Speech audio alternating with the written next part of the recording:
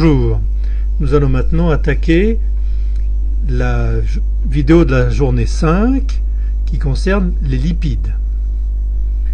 Donc en fait les lipides sont des matières grasses des êtres vivants constituent un large composé qui sont généralement solubles dans des solvants organiques et généralement insolubles dans l'eau.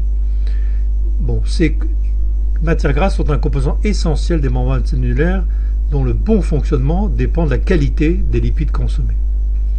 Donc les lipides sont soit solubles ou liquides à température ambiante en fonction de leur structure et de leur composition. Alors bien que les termes huile, graisse, lipides sont tous utilisés pour se référencer aux graisses, en fait tout ça, ça désigne des choses assez différentes et on va voir pourquoi. Donc, par exemple, effectivement, vous avez ici, on vous donne un certain nombre d'exemples sur les graisses d'huile animale, donc on voit le sein doux, les huiles de poisson, le beurre, les graisses de baleine, hein, ou alors tout ce qui est issu effectivement des huiles végétales, etc. Nous allons en fait détailler un petit peu plus ça après. Voilà, donc en fait il y a deux catégories dans les graisses qui sont ce qu'on appelle les acides gras saturés et les acides gras non saturés ou insaturés. Donc le rôle principal des acides gras est de constituer les membranes et secondairement de servir de carburant quand les réserves de sucre, glycides sont épuisées. Et on va voir que cette notion est importante parce que on sait que le corps humain, quand il le peut, sait se constituer des réserves pour les jours où il y aura des disettes, ce qu'on a été habitué pendant des millénaires.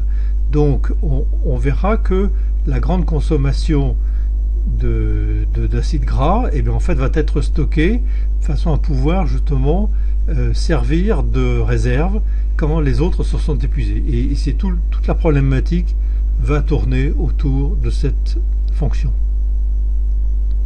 Donc voilà, donc les matières grasses elles constituent à la régulation de température corporelle, etc. On sait bien qu'on a besoin, surtout quand il fait froid, d'avoir un peu de graisse sur soi pour pouvoir bien supporter les grands froids. Voilà, donc les graisses saturées sont très rigides et les graisses insaturées sont plutôt souples, etc. Et c'est ce que l'on va voir un peu plus loin.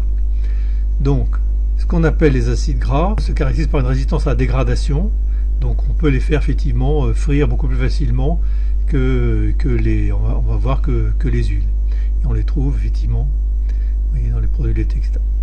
Alors, ce qui est bien à comprendre ici, c'est que en quantité raisonnable, les acides gras saturés sont bons pour l'organisme. Donc il ne faut pas vouloir systématiquement retirer le gras de son jambon.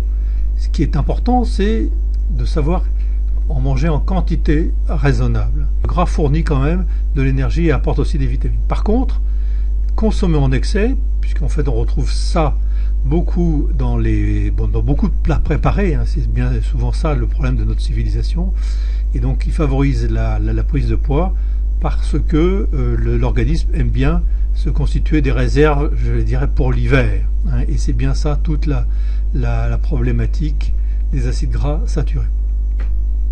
Donc les insaturés, eux par contre sont très sensibles à l'influence de la lumière, de l'air et du feu, du traitement, etc. Donc, alors on ne va pas aller assez loin, si loin que ça, mais vous avez sans doute parlé des monoinsaturés et polyinsaturés, tout ce qu'on appelle les acides gras oméga 3, oméga 6, etc. Bon, on sait que le corps a besoin de ces oméga 3, etc.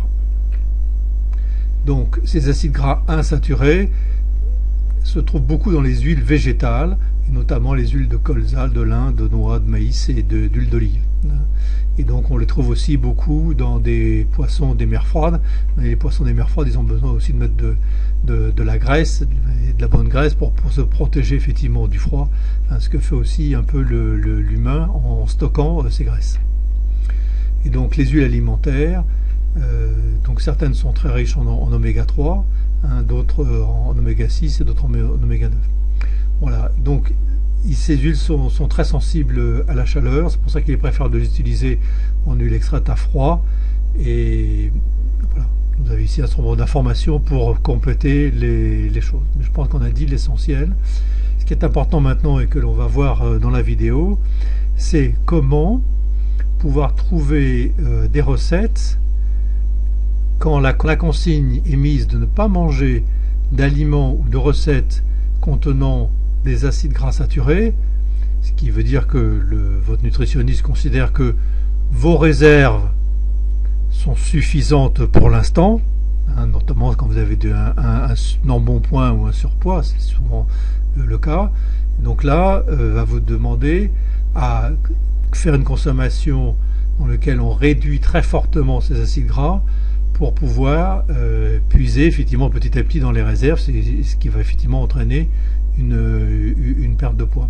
Et donc on va voir effectivement avec Que Manger Pro comment se passe la recherche de recettes dans le cas de la mise en œuvre de cette consigne.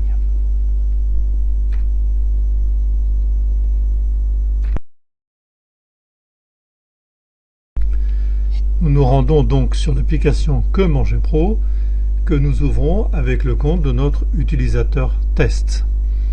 Nous allons prendre l'application Suivi Thérapeute et là donc on arrive sur le tableau de bord général des différentes consignes. Nous allons prendre les instructions permanentes puisque en fait quand on va mettre l'instruction acide gras saturé, c'est-à-dire manger 100 gras pour toutes les recettes, cette consigne reste permanente tant qu'on ne l'a pas retirée. Elle s'applique tous les jours durant. Donc je la mets et donc nous la voyons donc bien apparaître dans le bandeau du haut.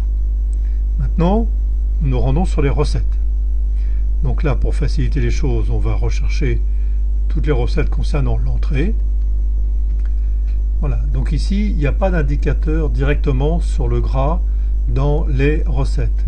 Mais par contre, pour s'en rendre compte que l'on a des recettes avec peu d'acides gras saturés, le mieux c'est d'aller consulter l'analyse nutritionnelle détaillée de cette recette et l'on voit que ici il y a dans l'analyse gras, on voit qu'on a une valeur de 1% ou un peu moins de 1% par rapport à l'apport nutritionnel conseillé pour la journée. Et donc on voit par ailleurs qu'on est quand même dans un indicateur extrêmement sain, c'est-à-dire que ça apporte beaucoup de valeurs nutritionnelles par rapport aux calories qui sont faibles. C'est pour ça que c'est dans le vert et qu'il y a finalement assez peu d'acides gras et de sucre et de sel. Voilà, maintenant, pour aller plus loin et vous montrer sur une journée comment on peut faire pour choisir un menu, nous allons aller dans les propositions de menus.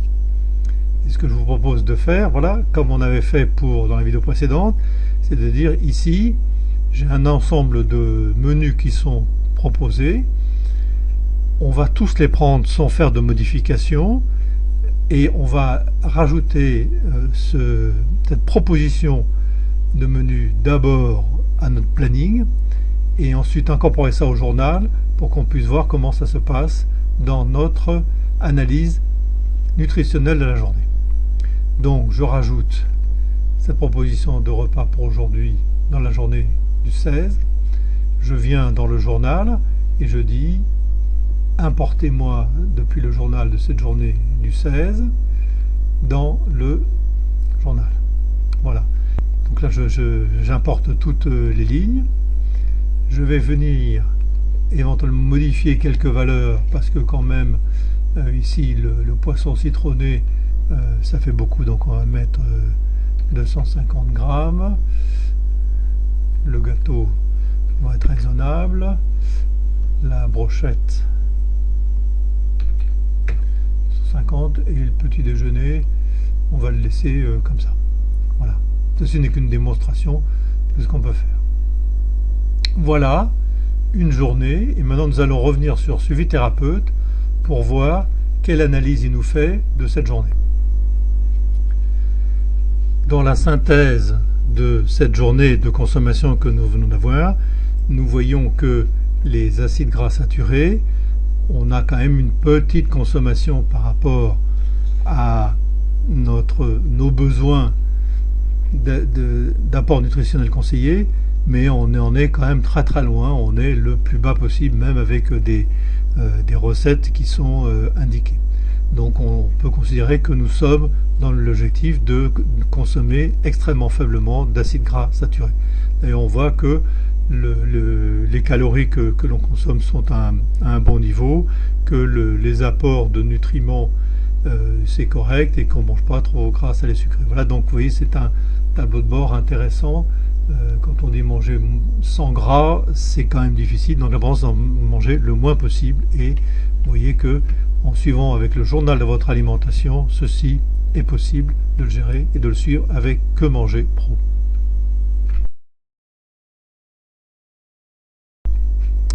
Merci de votre attention. Nous aborderons demain une vidéo sur les compléments alimentaires, leur usage, leur suivi et comment on peut les traiter avec effectivement l'application Que Manger Pro. Mais d'ici là, je vous souhaite un bon appétit. À demain!